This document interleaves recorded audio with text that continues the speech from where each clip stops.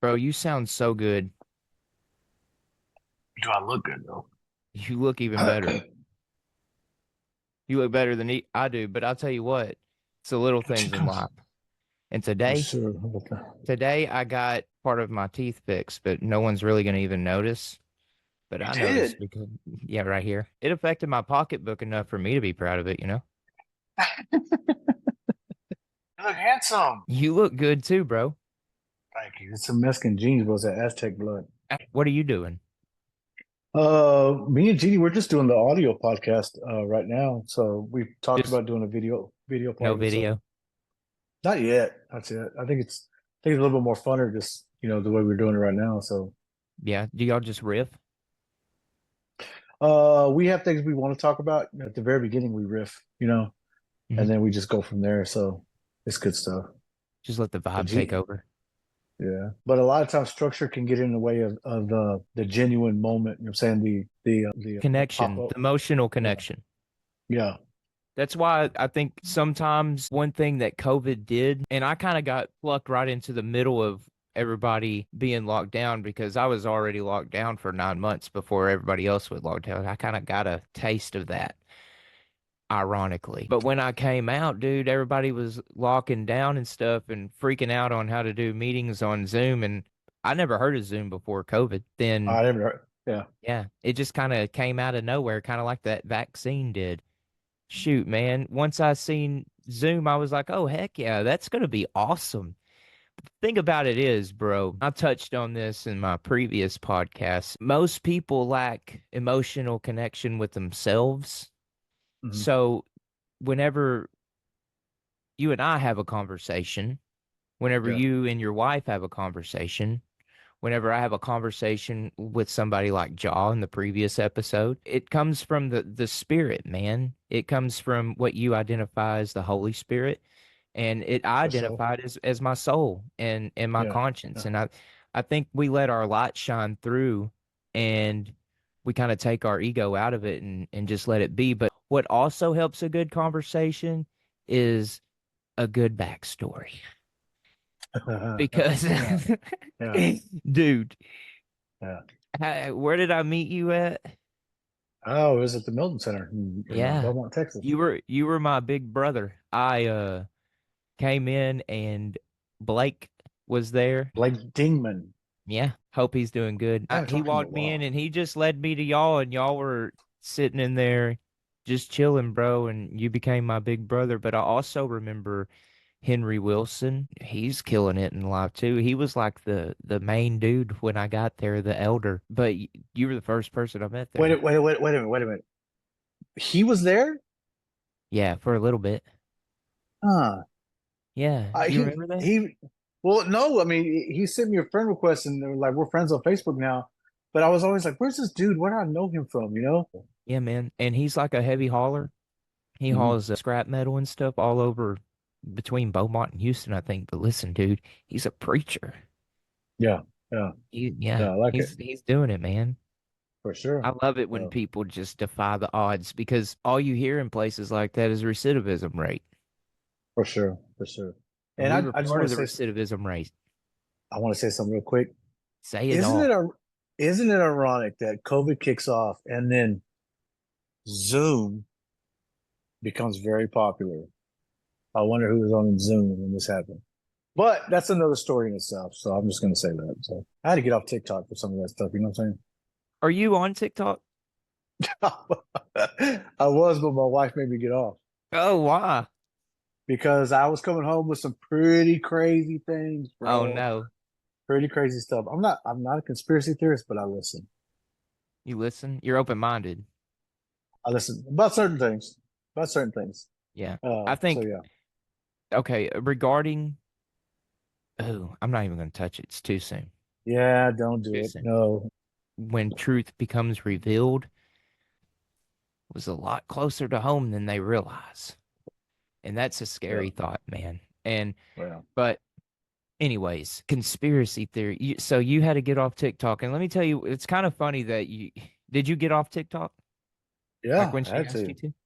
It was Well, you I mean, felt yeah, like it was like just becoming all consuming. it was becoming too much. I mean, you know me and who I am now, you know what I'm saying? So my focus has to be driven because my focus is very vital to my recovery. You have a way of doing life and I have a way of doing life and we can coexist even if we have certain differences or certain disagreements. My focus has to be on what keeps me sober. The more I worry about things that I have no control over or things that are happening on the other side of the world that I can't validate or really know truth, then I'm just I'm that I'm that hamster in that wheel, you know, going around and not getting nowhere. So, and my wife was tired of me bringing home those stories from TikTok. You know what I'm saying? So, if she can What'd you validate learn it. about what'd you learn about She's yourself from not being on TikTok? Whenever you felt like you needed to get on TikTok when you weren't at home, like, and you didn't get on TikTok, like, how'd you feel like not doing it? pretty good. Pretty I feel good. good because yeah, because I mean So, like, is you're it now a struggle? oh no, dude, I haven't been on TikTok in Jeannie, how long have I not been off TikTok? She got a calendar on it. Has a calendar on it. It's been a couple years already, bro. Oh, okay. You It's been know, a while. I was just curious because I just got on TikTok. I'll catch myself scrolling through a few videos, but then I'm like, wow, this is crazy. And like spiritually, I just don't identify. So I'm not disconnected, but also I use TikTok strictly for sound bites. Whenever we have something, usually I yeah, have AI pick it up on my software, then I'll put it on TikTok to promote the podcast. there you However, go. TikTok did play a big part in my life because I was out ministering, man, and helping people. I would just have amazing interactions with random people where Yeah, we just knew in our lives that the only way to get through this would be through love. yeah, I would come home and I would express that to my now ex-wife. I would get met with her on TikTok and she would just be on her TikTok, just scrolling, scrolling, scrolling, scrolling to the point to where I didn't feel validated in what I was doing, but like deep down in my soul, I knew that what I had going on was real. So I identified whatever she was doing as a distraction. That easily just took that thought out of my mind. Once I have a negative thought about something, anyways, it's very hard to change my opinion about that anyway. Once I realized that it was a distraction and her conversations were just like coming from the stories of TikTok. And if a tragedy happened, it would be all up on her For You. And she would just be like talking about it and obsessing over it. And I'm like, here's real things happening in my life, bro. And you're just over here out in Wonderland dealing with things that the only thing that it can do is negatively affect you because it's yeah, yeah, negatively affecting me. If I'm yeah, really getting down to the nitty gritty, the moment that I feel a certain type of way about what that's doing to my life, it's affecting me. Now yeah, that negative energy's already broken its barrier inside of me. And now, just like how we can plant seeds of hope, that seed of doubt, that seed of not being heard or being paid attention to, of like knowing and identifying that it is a distraction comes in. And then you try to say something. And luckily, a person like you, you can hear and you're an active listener. You're accountable. You're like, oh, yeah, like this is a lot like what I used to do. So maybe I do need to put it down. I was just getting met with just crazy stories and not even really conspiracy theories because again, I'm here wearing alien shorts with green socks. It's not like that I'm not open-minded, but it was what I identify as what's going on in my life comparatively to what else is going on in the world because we can only start to change the world when we start here. for sure, for sure.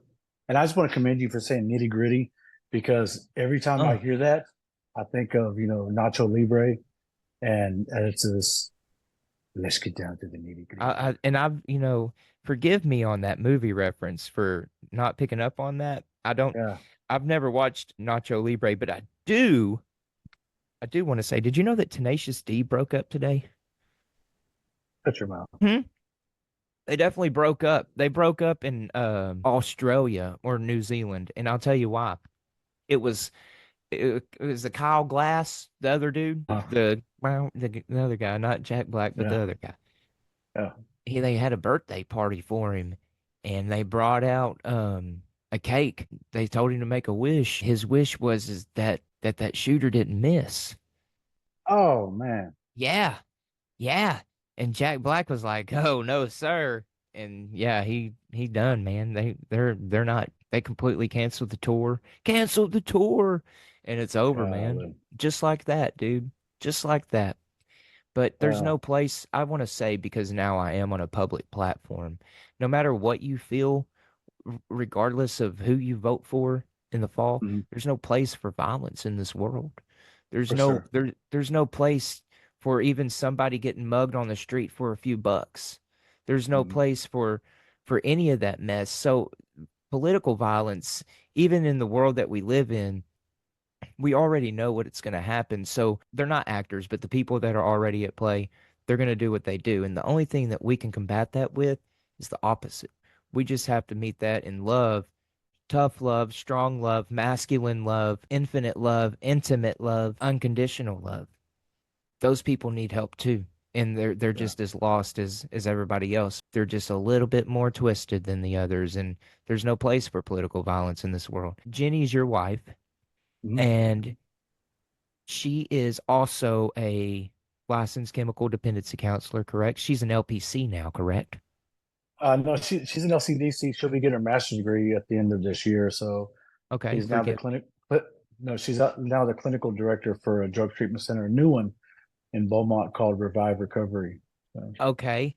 But was she over at the Melton Center? yeah, when we moved down here to Beaumont, she at first she got a job at the Milton Center as just a regular counselor. Then they made her the program director at Franklin South, and then they brought her back to the Milton Center as the program director. She was there for 4 years, 5 years, 5 years. She's walking around, bro. Look, there might be some people popping back and forth. I live in a 635 square foot apartment, and it's me, my wife, and now my granddaughter for another week. So Cool. uh, Cool, man. I don't got a I nice like the vibe. studio. I don't got a I nice like the studio, vibe, bro. No, I see the and it's too, cowboy gear in the back. I see it's the too Jerry hot. Jones fat head over there. It's too hot to put my grandbaby outside while we're doing this podcast Oh interview. no. So I put there my might be dogs some. outside my room because they've been arguing over this rubber rope, and it's the stupidest thing, but it keeps them stimulated. Anyway, your wife, she went to the Melton Center, and I find that super ironic. You want to know why? Because I I was think, there. yeah, you went missing, Oh, bro. yeah, You went missing yeah, straight up. yeah, And for a little bit there, like, my hero was gone. Because yeah, you could tell, like, when I talked to Reggie when I went to Souls Harper, he was my hero, bro. He was yeah. he was the one that like got me through there. And you were my hero, and then you were gone. What happened? Because we just hopped in here. My name's Henry Martinez, and everybody calls me Boomer. I'm thankful to be on your show today. Very, very thankful and honored. I'm proud of everything that you've done to be where you're at today. I came to Beaumont in 2016, just out of prison. I was going to be there for like 90 days. I didn't have nowhere to go. Nobody wanted me to parole to their house or nothing, and just showed up in Beaumont. Didn't know nothing about it. For the first couple of weeks, couple months, I was doing really well. Had a job, was doing good in our treatment organization. You know what I'm saying, or structure. We had what we call like chief expediters, Ramrod. assistant ramrod. You know what I'm Yeah. saying, all these things. I was the head of house because I was the model person in treatment, You're a and I leader. was like You're a natural leader. leader. Yeah, was doing really good, and right towards the end of November, I got a job working with somebody, and he's an awesome guy. David Henson gave me a job at his construction company. I'm the only Mexican in probably in the United States that doesn't know how to read a tape measure, don't know about sheetrock, drywall. Went into landscaping a few years ago, didn't know how to run a weed eater. You learned how to string it real quick though, didn't you? I did, bro. Now Yeah. I'm a beast at You're that gonna stuff. learn real So quick. So he gave me a job and I was working with him. He paired me with somebody else, and this dude kept at lunchtime. He'd say, "Hey, I'm gonna be back. Just sit right here until I get here." He would leave for like 2 hours, just leave me there. Finally, after a couple of weeks, the lady comes out that we're at the house we're working at. She's like, "Hey, where's that guy that works with you?" And he's not here. He's like, "Okay." So he comes back that day and he says, "Hey, man, from now on, you got to come with me because she's starting to ask me too many questions about why you're here and I'm gone for so long." Come to find out, He used to go down the street to where his girlfriend worked at a bar. He used to have what he called an afternoon delight. And he'd go have a couple of drinks and stuff. And he said, are you cool going with me? And I was like, yeah, ain't no big deal. You know what I'm saying? I'm sober. I don't need to do nothing. I'd go in there and had a couple of like Sprites here and there and stuff like that. And in recovery, they say all the time, you keep going to the barbershop, you're gonna get what? Don't get your hair cut.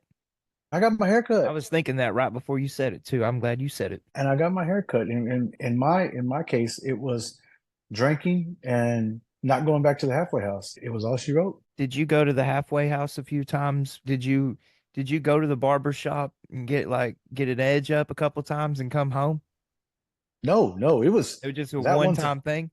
It was that one time. I mean, with me Dang. and my addiction, it's like once it starts, there's no the off switch is handcuffs. There's not no, okay, I'm done for today. I'm gonna just pick this up next week. You know what I'm saying? It is when it starts, there has to be handcuffs on my wrist in order for it to stop. Gotta There hold you there can down. Yeah, there's until there's no more alcohol in the state of Texas and surrounding states, until I've ran through every drug dealer within the lower 48. I'm going to keep going. That's what happened to me. And I got sent back to prison. Everybody was like, oh my God, what happened to Boomer? He was such a model citizen. You know what I'm saying? Not him, no. So Never fall in there you love with go. your heroes, but I still fell in love with mine. Uh, Anyway, you disappeared, dude. What did you do? Like when you went, did that dude just put you up in his house? no, man, I got a hotel room. I had a little bit of money in my pocket, got a hotel room. Our friend Joe Rhodes, I called him and he was Shout out upset. Joe. Shout out Joe Rhodes. I called him and he wanted me to go turn myself in. And I was like, man, I'm not going to do it. Got David Henson to give me my check and I paid for a room for another 3 days. I was determined to go back to Dallas and just start using all over again and let the destruction begin. As you well know, the basis of my recovery is my faith. I believe in Jesus with all my heart. I've seen what darkness looks like, and my avenue out of that was by His power. I was so disappointed in myself that I told people, I told my kids, I told my mom, and all these people that I found Jesus, changed my life. I'm a Christian. This is the way I'm going to live from now on until I walk into the gates of heaven. Again, my past came knocking at the door, and I opened it thinking that it was going to be different. I was ready to go back, and I went to the church that you were going to at that time as well Called it on a Wednesday. Cathedral then. Yeah, went there, and some people prayed for me, and it was there a guy named Jason Cattell. You remember him? Yeah. He told me, I have a word for you from the Lord, and he said that you're going to go back to prison, and it's going to be there that the Lord shows you exactly what you're going to be doing for the rest of your life. That's going to be the birth of your ministry. And I was like, there's no way the Lord told you that, because if He knows everything, He knows I'm checked out. I'm going back to Dallas, smoke some dope, get drunk. It's it. Kiss it, kiss it Back goodbye. to the races. Back to the races. That night, Joe took me to Jefferson County jail. The first time they ran my ID, they said, yeah, he's not in here. And I was headed out the door, and Joe grabbed me by my shirt collar, pulled me back, and told that officer to run it again. My name was in there, and I was originally sentenced to 6 months. They said, you're going to do 6 months to get back out, start it all over again. They were going to send me back to the Milton Center. Because I had taken a anxiety medication in 2001 when I first went to prison, they re-sentenced me without going to court, and they gave me another 16 months of incarceration. Man, it was the greatest thing that ever happened to me, because I got there, I got involved with peer education. It was in that time that I felt like the Lord was calling me to minister to people, to pray for people. The first day I was a peer educator, which peer education in prison, for if you don't know, there's 2 days, and we talk about prison protocol and rules and etiquette and all those things. And then the second day Don't is all drop the about soap. And then do you actually throw the powder on them too? no. That's some 70s movies, Not man. that That's some kind, 70s not movies. that kind of peering. No. No, you being another leader, huh? Yeah. So that Friday we would talk about STDs, STIs, diseases that were because of risky behavior and addiction Because and it goes stuff. And on in prison. Because you for have to. sure. It's an ever relevant thing. It's something that you have to look over your shoulder and make sure that you've got to watch yourself. It's Also, like people using needles to tattoo and be yeah. I carrying mean, that it's type of it's stuff. it's not as bad as it used to be. You know what I'm saying? So it And it's was hot. in those two. Yeah, it's hot, very hot, especially in Coalfield and in Tennessee Colony. it was in those 2 days that I started praying for people, and I called my first prayer circle. You're familiar with the prayer circle that Yeah. every treatment center has. That Lives are changed in them circles. first prayer circle I ever called, there was 4 people in it. And the very last day that I was there before I got released and sent home, there was 185 men in a prayer circle, bro. And it was absolutely incredible. Since that day, since I got out, I've been serving the Lord in the capacity of different things, either as an accountability partner, a mentor, sponsor in recovery, and now, thankfully, me and my wife are the ministry leaders of One City Recovery in Beaumont, Texas. It's a faith-based 12-step program. If you're in the Southeast area and you need a meeting, you need somewhere to go, hit up Boomer. If you're not in the Southeast area and you need a meeting to go to, hit up Boomer, especially if you are a Christian and you're looking for a faith-based program. Hit up Boomer. Anyway, Yeah. hit him up. You're ministry leaders now for Celebrate Recovery. So You've so always found actually it's called, we left Celebrate Recovery. We're now with Recovery Alive. And okay, it's scratch that. yeah. Recovery Alive.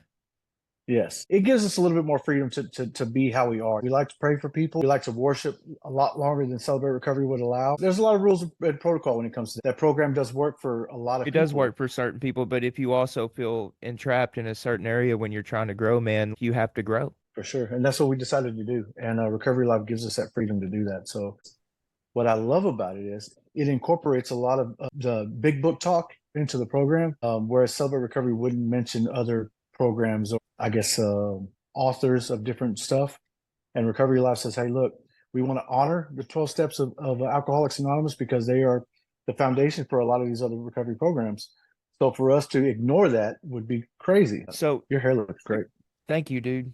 Yeah, I have a part right down the middle, and when it gets a certain length, it looks just like my mother's, and I can't stand it. I like it. You use conditioner and everything or what?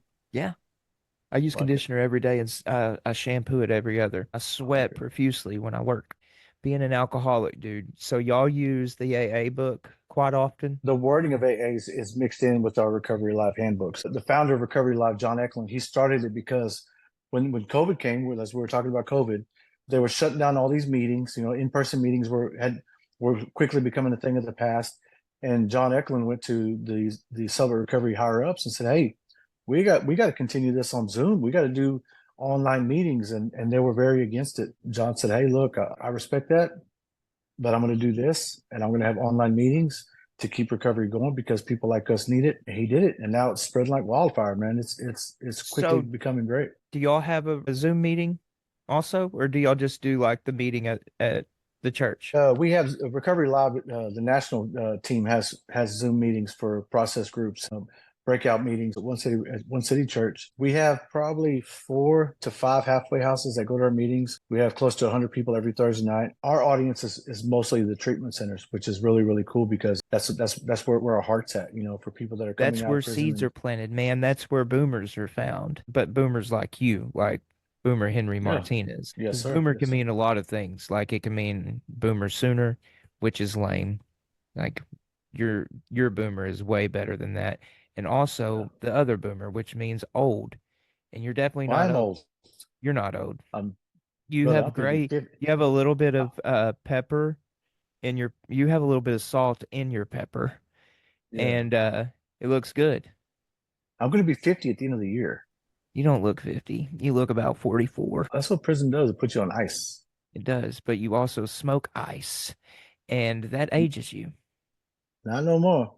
Not no more. It's crazy, man. Uh, I was looking at you can look at my driver's license. I look like hammered crap, bro. Fat and round around the face and like just puffy and just swolled out. And it's funny, I took my mom over to the hospital to see one of her friends today. I was sitting in the truck waiting for her, and the director of C2R, which is in this area is called Call to Recovery, also a faith-based 12-step recovery program. I think that we have to find a foundation, and the 12 steps identifies your character defects, and then it makes yeah. you face those things. His name's Dan Hosh. He just walked up to this like old beat up van, and he's usually driving a Corvette, and I was like, "Is that Dan?" So I got out, and he's like, "Dude," he's like, I saw you like 2 years ago and you looked good then, but like, what's going on now? He's like, look at them veins. Like, you look even better now. And I'm like, I don't know, man. I think it's a physically, mentally, spiritually thing. And we talk about that, and I hear about that in the rooms. Physical, mental, Mhm. spiritual, the triangle. I mean, it all entails physically, mentally, spiritually, but most of the time when you go to a meeting, you see people eating donuts and cookies and putting down punch, and like really we're kind of masking that other addiction with other things that are going to eventually become something that's going to cause even more harm down the road into our bodies. That And 13th step. you know that what's the 13th step? Well, it's whenever you begin to fellowship with another gender. Extracurricular activities after the meeting, and I was very, very into that and hip to that, but like also it caused me to relapse. So like if you do want to like venture off into that and go back to prison and get thrown on that white powder flower stuff by another man, that's cool with me. Don't 13th step, just stop at 12 and go back over to 1 if you need to. We always are. I talked about in a video the other day, me feeling like that I'm not powerless over alcohol anymore. And I feel like that because of my physical and mental as well. Worked really hard to get my body in a place to where even though half my teeth are knocked out of my mouth, I'm comfortable here. This is what I have. This is what the creator blessed me with. Not because certain parts of me, like and my face. It's about the spirit, man. And so, like, I can let my light shine through my physicality because I know that my spirit's shining. So, physically, mentally, spiritually, and mentally, I also have to keep that in balance too because of the drugs that I've did. I've caused real harm to my brain neurologically, proven, almost wet brain, but not there. You can tell. But mentally, I have to balance myself, and that requires me to take a dose of lithium and Wellbutrin every day for the foreseeable future. That's the regiment that I do in order to be connected to something greater than myself. I seen Dan and he was like, "Man, you look great."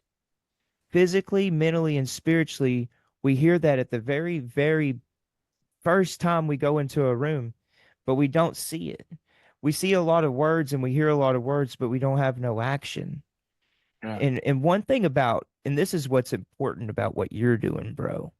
This is why I reached out to you. You vibrate, dude. The Holy Spirit is what you define it as, shines through you. It doesn't matter who you are or what you identify with. You could walk into the grocery store and come across Boomer and he's gonna talk to you and Yeah. he's gonna let his light shine through you. And that's important in this world that we live in right now. But it all come from the foundation of the 12 steps and then being able to Yeah. fellowship even more than what we were even given to believe in the first place. Yeah, the whole having had a spiritual experience as a result of these steps. I equate that to the Bible where it says that, to go out and make disciples of the nation. Anytime that I'm somewhere or at work or in recovery, my message is always there's hope available to you. And if you don't have hope, you can borrow some of mine. What that means is I kind of tell you where I've been, what I've done, but what I'm doing now in order to walk away from those things and the names that I used to answer to and the places that I used to go. Recovery teaches us that in order for you to get better, you have to change people, places, and things.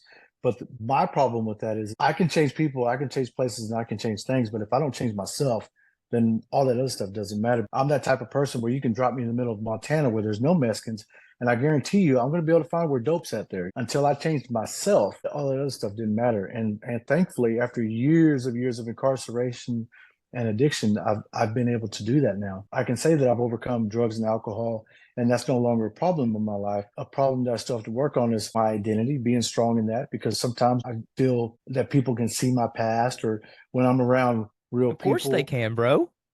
Of Yeah. course they can. But Uh, that's okay. Can I stop you right there? Your identity, man. Are you insecure in your identity? no, it's not that.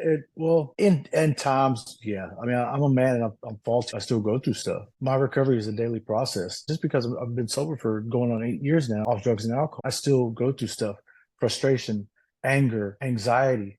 all those things. That is a product of a fallen world. The longer that I stay in those traits, it's harmful to me. The more I recognize those things and speak against those things, all those things for me are an untruth. There's no reason for me to be anxious because I'm capable and able to control the things that I can't control. Anything outside of that, I'm just wasting my breath and wasting my time and wasting my energy. I asked Reggie this question. I have perpetual anxiety, bro. I have Mhm. PTSD. And the thing about it is with my social anxiety, even consciously, I want to reach out and talk to everybody. I see what other people see when I see in the mirror. And like sometimes I think about that. The moment that Uh, I don't think about that, the best me shows. I realized that I was anxious about everything. uh, Everything I was anxious about. I was anxious about playing the video game. I was anxious about watching the game. Everything I was anxious about, but I was also realizing that the more that I was putting my anxiety into my body to where it could dwell, the more that it lived because mhm. now it lives there. I asked Jaw this because I've gotten to a point in my own spirituality because, again, in this 5 years of recovery, I've had my own spiritual experience within this, and I have to identify the opposite of everything. So, like the universe is the antiverse, synonym, antonym. There's magnets. The world's electromagnetic. There's a positive and negative. With anxiety, there has to be an opposite of anxiety. And maybe if I could identify what the heck that was, then maybe, just maybe, I could practice that and not be so anxious.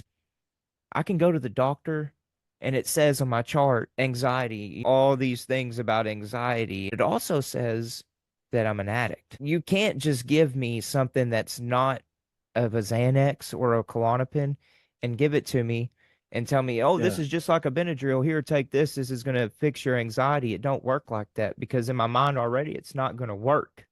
It's not as yeah, strong as what I'm already been given to deal with my anxiety. Something yeah, of this world has given me something that has helped that, but also at the same time has also ruined my life. I yeah. can't do that anymore. I'm stuck in this anxiety. Have to figure out what the opposite of that was. It took me months. But one day, and this is why I love doing the manual labor work, like unloading trailers and moving in freight and moving houses and things like that, moving furniture. I get to think, dude. I get to think about things a lot. And sometimes I get so wrapped up in my own thinking and analyzing that the half the day goes by and I'm just Yeah. in autopilot and vibing with everybody. But I'm working, man. I'm trying to gather knowledge. And I've gathered that in my life, the opposite of anxiety is authenticity. Mhm. Because my teeth are already messed up. The only thing that I can do about that is one, be myself, which means go to work, which means do the things that I need to do to fix that. And it all starts with the basis of being authentic in the first place. If I'm just authentic and I'm just true to who I am in the very, very first place, that very first moment when my feet hit the floor, if I'm true to who I am, because I'm already going to make a decision right there. I can either get on my phone or I can go into meditation and go into my readings or whatever you do in order to Mhm. prepare yourself in the morning. So that decision's already going to be made. But if I'm being authentic and true to myself, I'm going to go into meditation. I'm not going to grab my phone. If I grab my phone, the first thing I'm probably going to do is get on Facebook. Then I'm going to see something that I don't like. Now I'm going to Mhm. have a bad feeling. Yeah. Already at that moment, I'm feeling anxiety. Subconsciously, I'm still going about my day and trying to get in a good mood and trying to feel good, but I've already planted that seed again. I've already started by not being authentic and I've already received the consequence. Now we wonder why we can multiply that by 330 million human beings in this country, why everybody has anxiety because nobody's authentic, right? Mhm. I see your authenticity and I don't see anxiety on you ever. I don't identify anxiety on you, Yeah. but you Yeah. do, just Well, I like mean, with me. it's Because well, my anxiety has always been for me. It's just always trying to fit in, to be not that odd man out. Because for the majority of my life, that's what I was. I found place amongst the unlovables, a place amongst the homeless, a place amongst the addicts. Even though addiction was bad, I'm telling you, there was a family atmosphere in addiction sometimes where we looked out for each other. As you get sober, you want that acceptance in the rooms and You're in afraid of your next step because you don't know who's going to welcome you in. And for luckily, sure. there's people like Joe out there that showed you Yeah. that trust. It's a thing that I deal with. Thankfully, like my wife, when I go places and I'm there to speak to people or groups or whatever, my wife will see me get really like nervous, and I'll start kind of like doing like this, and she gets next to me, she whispers in my ear, she tells me who I am, what I was created to do, what my message is, and that there's nobody in this room that I can't stand and be next to and stuff. I just came up with a beautiful analogy to help you. And Come on, it's going to resonate. I already know it's going to resonate with you because you said come on. your anxiety is being the odd man out. Think about it like this though. You're a Cowboys fan. Think Yeah. about this. CD Lamb. All right. Who is CD Lamb? He's your favorite wide receiver and arguably the best wide receiver in the NFL. Do you think CD Lamb feels like the odd man out sometimes because he can't put himself in a group because he's so good? What That's about what you call. Justin Jefferson of the Vikings? You get what I'm trying to correlate to you is look as if, be as if, act as if. These guys have decided that wherever they've gone in their lives, they haven't been the same. Even when they're Mhm. playing football with all these other kids, they're not the same. They're the odd man out. Everybody's looking at them, bro. It's Yeah, but anxiety but ridden. They're but being but evaluated sometimes at all times. but sometimes I feel like Dan Marino But you're gonna you why? because I had won a Super Bowl. But that's not you. That has nothing to do with you. Yeah, I know. But look how good Dan Marino is. What's your Super Yeah, Bowl? What's the Super Bowl? yeah. Are you talking about? Are you talking about in terms of actually winning the Super Bowl with the Cowboys? Because if that's the terms, then you're just going to have to wait until another generation of Joneses come through. I hope this. Acceptance is the answer to all my problems today. That's why I'm a Falcons fan because B. John's over there. Decided that, I can't let Jerry Jones keep gaslighting me into thinking that every year it's going to be different and we're going to win the championship. I've got to eventually come to the terms that, hey, I want to be happy in my life. And if being a Cowboys fan is going to disappoint me in the winter and I get really upset at Jerry Jones and I feel this way about another human who's a soul bearing human, mind you that if I feel this way about another human who just so happens to have a lot more money than me and he makes me feel this way, then maybe I just don't need to be a fan of the Cowboys. Did you transfer without me knowing? I love Atlanta, dude. I'm probably going to go to an Atlanta game. My boy Alex Thompson, he's a listener. I met him at a treatment center in South Florida. He went to Hmm. school at Ole Miss. He's a project manager at some place in Atlanta. So we're going to go down and watch an Atlanta Falcons game. You know, my wife, she transferred to the New York Jets. I seen that. And is it because of Aaron Rodgers? Yeah, That's a yeah. character defect. I'm just here identifying, bro. She loves Aaron Rodgers for his strong stance on certain I do things. too. I love Aaron Rodgers because he's a leader. If you're a leader, Boomer, you can't identify yourself with anybody except other leaders, and that's even uncomfortable because you're already putting those people on a pedestal, and at that Yeah, point, it's your ego being involved. Then you got to get back to yeah, you. You got to get back to the yeah, humility part that's even got you in the first place, and it's all off of your own life experience. That's why for CD sure. Lamb's in the position that he's in, life experience. Yeah, yeah. You're right. You're right. It's All right. relative, man. And Okay. as So far as your what? wife being a Jets So fan, we'll how pitiful. just call it this revelation you gave me, the CD Lamb analogy. We'll just call it the 88 theory. We can call it that. And I'll even Yeah. title it that on the Mhm. chapter, the 88 Okay. theory. That's Yeah. good. That's good And we'll stuff. have it here to remember. Yes. Reference it, Absolutely. if you will. Make sure you I write that love down. it. Sorry that I did switch up on you and become an Atlanta Falcons fan, but dude, Mm. Jerry Jones won't even really like, okay, Demarion Overshone, that dude accepted my friend request on Facebook, and that's kind of a big deal. They can go and he selected my name and was like friendin'. And so I was like, whoa, that's cool. He's a legitimate Longhorn that I love that plays for the Cowboys. When he's on Of course, I'm gonna root for the player, bro. It's always Cool. about look at you yawning. You tired?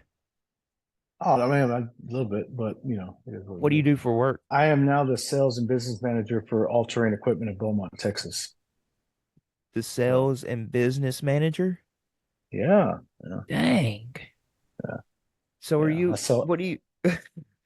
You sell power equipment?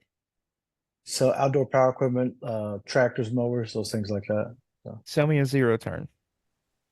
oh, what do you want? I don't have the credit, but we're acting right now. I come into the Okay. shop. You see me exactly what I look like. I'm looking around. I ain't got like maybe like $400 in the bank account, man. You don't know that Well, see, though.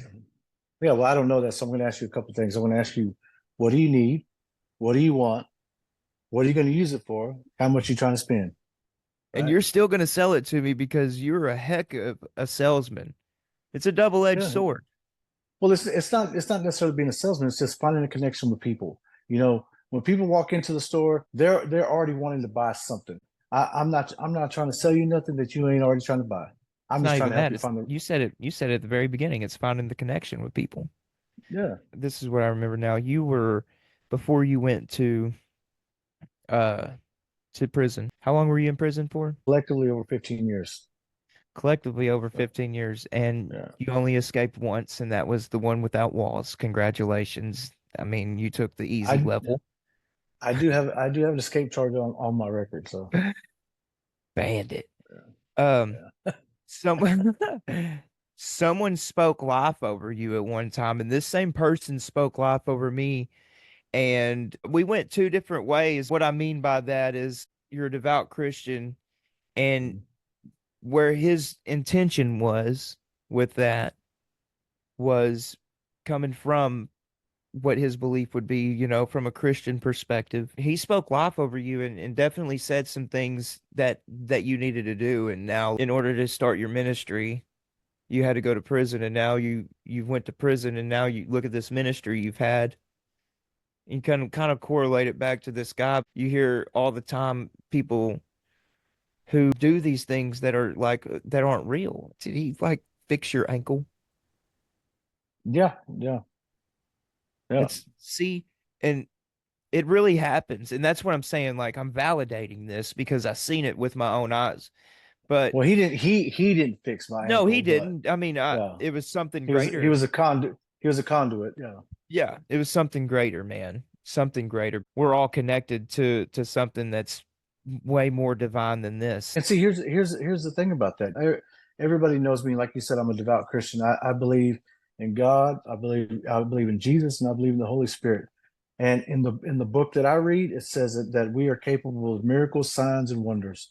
Right? If my miracle signs and wonders are manifested through prayers, people that aren't believers or don't believe in Jesus, but believe in the power of a good vibe. I mean, It's frequency. it's it's kind of the same thing. You're just labeling it as a good vibe. I'm just labeling it as a good prayer.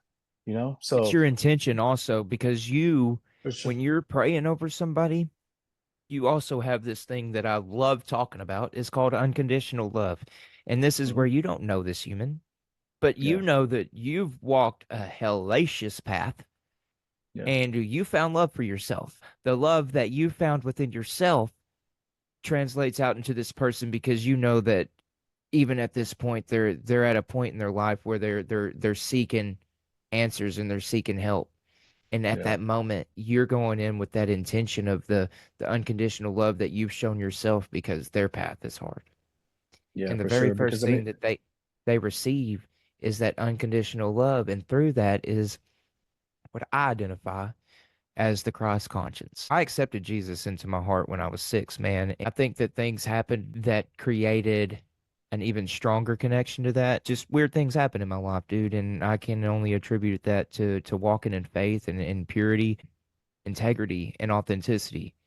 And just like miracles happen with you identifying things, like miracles happen with me. And so that tells me that what you're doing in your life is mirroring what I'm doing in my life. So why would I even like defer that to something that's not what we both celebrate and bring into our lives to help others?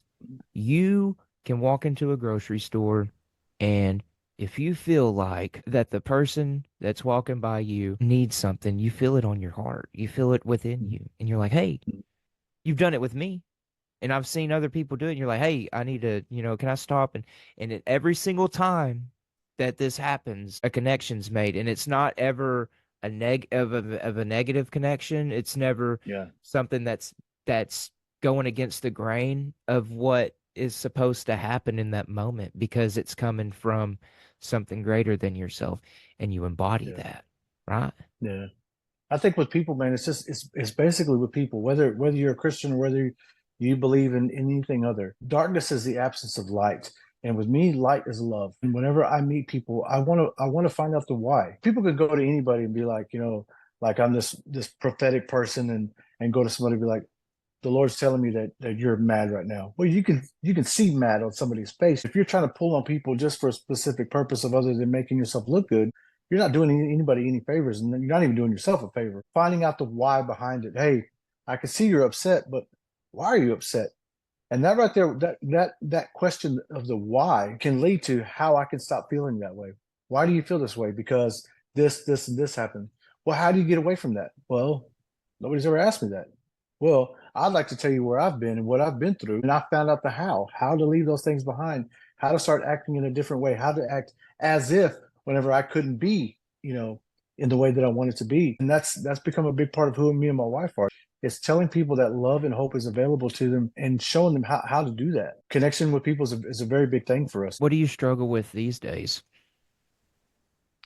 The Dallas Cowboys right now, the Texas Rangers, just in all honesty, Do you struggle with it's pride? Do you struggle with no, not pride. No, not pride at all. I'm not saying that because I see that on you. I'm just throwing examples out there, man. I promise you. My struggle is trying to be a relevant voice of being a Christian. And this is my perspective, just like you have perspective, everybody else has perspectives.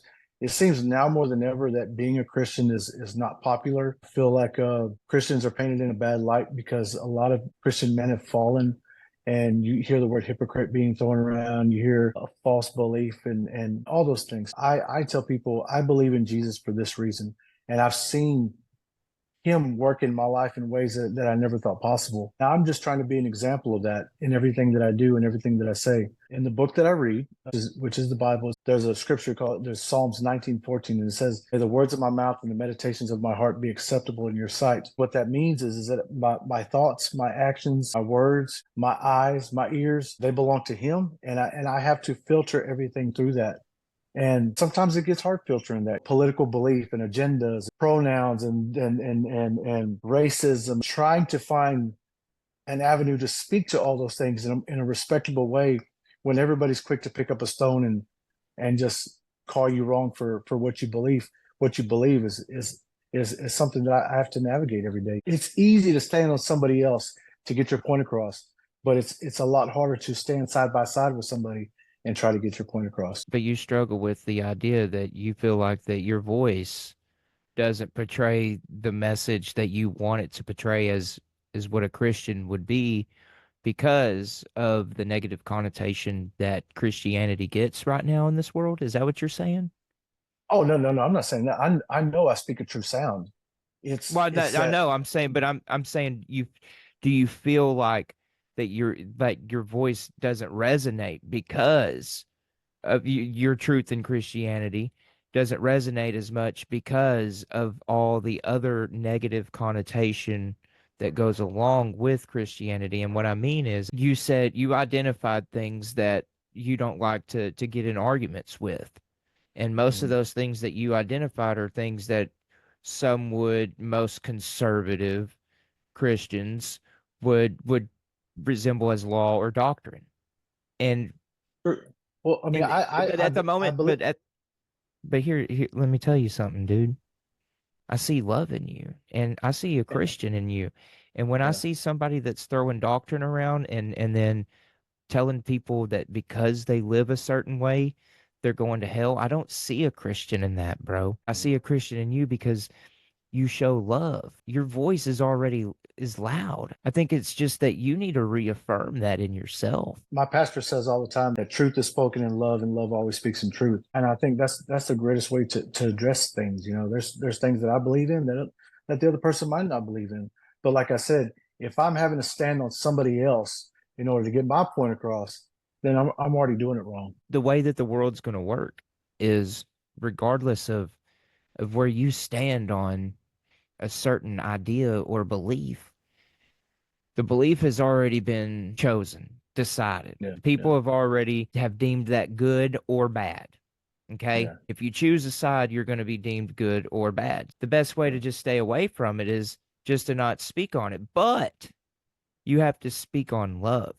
And when you speak yeah, on love, just like you do, that all that other stuff, I don't have to worry about where you stand on any political belief or where you lean or who you're voting for in November, because I need to yeah, know what step three is going to do for me in the spiritual realm. Like when I mhm, come to believe, how am I going to make that actionable in step three? If that's what I'm worried about, is somebody as a soul searching human that's trying to get sober, I'm going to bring that to you because all that other stuff doesn't affect you and you're already spiritually prepared to take on that next yeah, problem, yeah. right? I want to be the reason why people understand what that step three means. That came to believe that a power greater than myself. People will hear that and they're like, "What? Greater than myself? What are you talking about?" Let me tell you what that means to me. Then you introduce that concept to people, and then they get better because of it. And you resemble that and you embody that. And so the self-doubt is coming from the same place that wants you to make a decision on where you stand with whatever doctrine is being discussed at that point in time, whether that be political belief and what falls Yeah, in line with that. All that stuff that comes from you're not doing good enough, or stay in bed a little bit longer, or you don't have to read today, or you just can go a day without connecting. All those things come from the same place. And the more that you can tie that in to like seeing like for what that is, the more that you can start to really tie in those other real thoughts that you have on the inside that tell you that you're not good enough, along with that category that is in that yeah, that negative picture. But it has to yeah, be there, Boomer. It has to be yeah, there. Because if it's not there, then what am I identifying to be even good? yeah. Well, that's where like I said, my humility is a daily thing. I have to stay connected to humility because I know I've learned one thing: pride will never take me places that humility can lead me to. Humility has led me to some beautiful places. Humility led me to my wife. Pride would have been like, this woman's too beautiful for me. My credit score sucks. Hers doesn't. She has stuff. I just came out of prison. Humility allowed me to say, "Hey, I'm a guy that's new in recovery. I'm fresh out of prison, but I really dig you." And look at us now, going on strong for about 7 years now. It's good 330 stuff. million people in this world, dude. And the small circle that plays around us, that gives us signs, that tells us, hey, there's people that are on this path that are going to help you. And these people Yeah, are going to show up over and over again. Eventually, you're going to notice them and you're going to see that they've been on this path and they've been led to help you. Okay. Respectively, your wife is an angel, bro. And dude, because another thing, before y'all were even married, I was holed up in a motel room in Athens and I had just gone to lunch with my preacher, and his goofy self gave me $20. Come on now, man. What do you expect? I was going back to a hotel. I'm strong in addiction. I'm gonna get drunk. I was tired of myself, bro. Everybody was tired of me, so I called this number. And I really, it's not, I kind of remember the phone call, but I don't remember it all. But I do believe it was your wife on the other end of that phone call. yes, she was working at the intake Yeah. for drug treatment. Yeah, And but like, dude, you were even at that sundown yeah. And that's what's treatment even center. crazier about the story is then she realized that I was an assistant counselor at a adolescent treatment facility that her daughter attended. Then she's like, "Oh my gosh." She tried to do everything that she could to like get me into where I needed to be, and I think I ended up at Highway 80 on the floor, and it was because I didn't listen. Honestly, and there were people banging heroin. I was, dude, yeah, it's bad. I caught a ride from Longview to Dallas to Souls Harbor where Jaws at One of the greatest running backs Reggie. to ever come out of Irving, Texas. Yeah. Did you know him? Yeah, he went to MacArthur High School. What? Yeah. I used to watch him. What? I was in junior high, and he was in high school, just mowing over people, just Shut up. mowing over. Yeah, I didn't That's like it that he went to crazy. I didn't Oklahoma. even know that. I didn't even know I that didn't you were I didn't like it that he went to Oklahoma though. That was I didn't like it either. I didn't like it either, and I didn't even have any influence in it. And I still judged him on it. I was like, you wouldn't have done no better in Austin though, the way you were drinking. there you go. I freaking love that dude, man. But like, what a beast though, right? Yeah, Like you yeah, can put into perspective of how massive of a human this guy is. I said it like 6 times. You just want to give him a hug. yeah, He's yeah, good people, man. I love him. And so I went from talking to your wife on that call to Highway 80. Just the correlation of how that just even worked out because then you were my big brother. And like I said, like the people that are meant to be in our lives are going to continuously show up in our lives, man. Y'all's ministry inspires me. And it inspires me because I'm sober. And it inspires me because I'm on my spiritual path. That's why I know that like God is validating what I'm doing in my life. The people that I've put in my life to help me, they show up and they show up 100 miles apart and they show up yeah. in random places. Out of all places that you landed in Tyler and then I landed in Tyler. So then you sold me a car. That's another story, bro. Oh my What? God. Uh, That's crazy. Because then you ended there up you in go. Tyler. You sold me a Nissan Sentra and you did Yeah, everything that you could to get me in this Sentra. Probably even like bumped up my credit score a little bit and threw some money down for, I don't know. But I didn't deserve that Sentra. I wrecked it like 3 weeks after yes, you did. I Yes, you got did. it. I hit a hog. It was a big hog. They called me like 4 times. They was like, "Are you sure you hit a hog?" I was like, "Yep, I sure did." My granny, bless her heart, man, like she had to deal with me like in the last months of her life, and I was doing that. She'd be proud of me now, and I feel like that she knows that Yeah. spiritually. Bless her heart, dude. Like she was like, "Are you sure you hit a hog, Jordan?" And I was like, "Yeah, I hit a hog," but I also didn't want you to know that I wrecked that thing, and I hit it But through brother, I knew from the a very gate. beginning you no hog. I Yeah, ran it through a gate, son, and yeah, but I got everything that I deserved. I don't think that I could have come any closer to death from the moment that I started to decide that I was going to live for the world. From at a very young age, it just manifested itself in different areas until I had to suffer enough to get to this point. Fortunately, some people don't get to suffer this long. Some people are taken out way before the suffering even begins. God be with their souls. You don't know what happens to that, but I'm just grateful that I get to have this experience of suffering, to even have the relationship with God, so I can be open enough to have the relationships that I have. Without that, I wouldn't have no relationship with you yep, or yeah, Joe. yeah. Freaking love Joe, man. Joe looks like a HOA president right now. Well, he probably is an undercover HOA president. He got some New Balance on. I got him some like Under Armour shoes, but he likes to gravitate back to They're those not New wide Balance. enough. Yeah, probably not. My dogs are barking at a human out front, I think. Can you hear them? No, That means I need a new mic. there you go. They're getting after it though. Spicy. I don't know what's happening. They were barking at a runner running Yeah, down the street. It's there not you the go. male person, so quit barking at them. Whatever. So There you yeah, go. dude.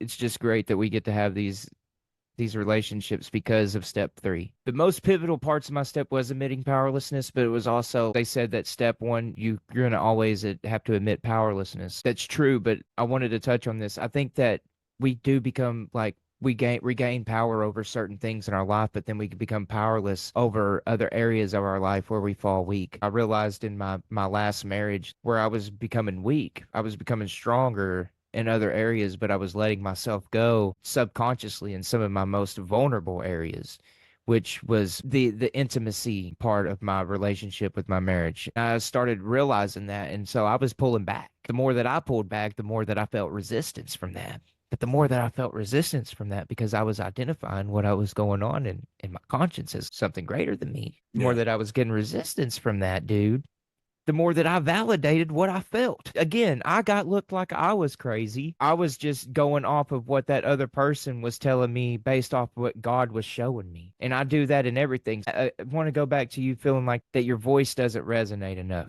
When I'm seeking more, when I'm trying to identify what's going on in this creation and what's greater than that and what's happening in other people's lives, I look at Yeah. you as a baseline. I even look, it's just like a stock market, because you're going up, you're trending up, you're my big brother, boom, you fall down.